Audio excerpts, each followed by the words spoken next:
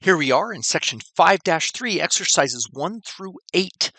We're going to solve these equations, and we have these 3 steps we have established. We're going to simplify it if necessary, and then that will give us 2 steps left. We are going to add or subtract first, doing the opposite, and then multiply or divide, and that'll get us all the way done. So number 1 is simplified down to this. So we have 2 things, the 5 and the 2. We get rid of the positive 2, so we subtract 2, subtract 2. We get 5x equals 63. And now get rid of the multiply by 5. The opposite of multiplying by 5 is dividing by 5. So we get x equals 63 fifths. And you are welcome to leave it like that as long as it's reduced. You could turn it into a decimal or a mixed number, but that is the most appropriate way to leave it. Number 2, 3/5 x plus 17 equals 20. Again, it's simplified. The x's are all concentrated together.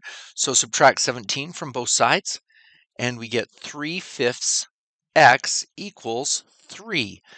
Now, dividing by a number, a fraction, 3/5, is the same as timesing by the reciprocal, 5/3. So timesing by 5/3.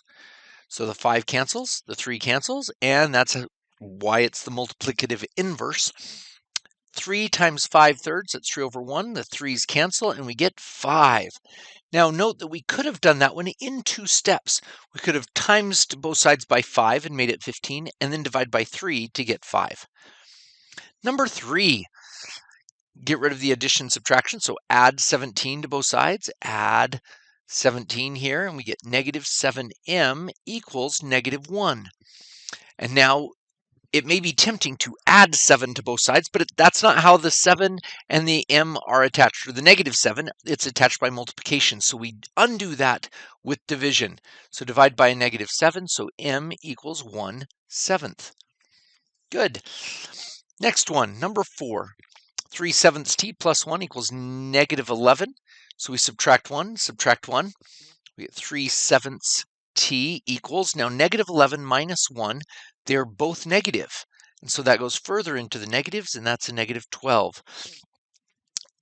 We have another fraction here. Get rid of the fraction by its multiplicative inverse of a 7/3. So we times both sides by 7/3. Same as dividing by 3/7. The 3's cancel, the 7's cancel, and we have t by itself equals, let me see, 12 divided by 3 is a 4. 4 times 7 is 28. So we get -28. Good. Number 5. 9 equals 3x plus 7. The x is on the right-hand side, but same thing. We're going to subtract 17, subtract 17. We get 3x equals 9 minus 17. So 17 minus 9 is 8, but the -1 wins, so it's a -8. Then undo the multiply by 3. So we get 8x equals -8/3. Good. Number 6. Subtract 7/4 from both sides. Subtract 7/4. We get 5/4 x equals, shoot, I need to do that by hand. Let me see. 13 minus 7/4. That's over 1. So we times by 4, times by 4. 52 over 4 minus 7 over 4.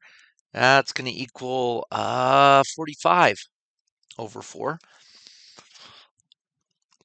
Okay, that took a little while. Now, times by 4/5. Times by 4/5. So the 4's cancel, 5's cancel, and we get x equals, let me see, the 4's cancel. Oh, we can divide top and bottom by 5 here, and we're left with a 9. So we're left with 9.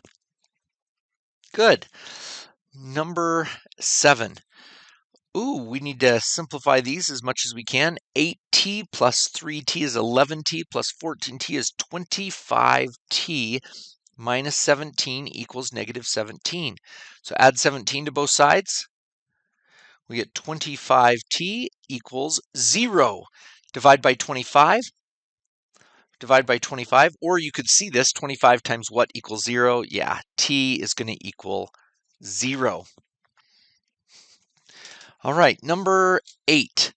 Add 9, add 9. So we got -7/2 x equals, what is that, 28?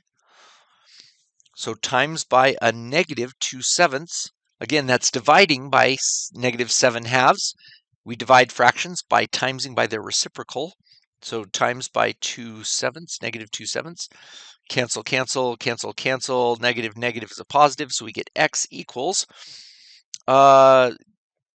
We could do the canceling, 28 divided by 7, or we could do 28 times 2 is 56, divided by 7 is 8. So it's going to end up being a negative 8. Let's show you what it looks like with the canceling. That's a 4. 4 times negative 2 is a negative 8.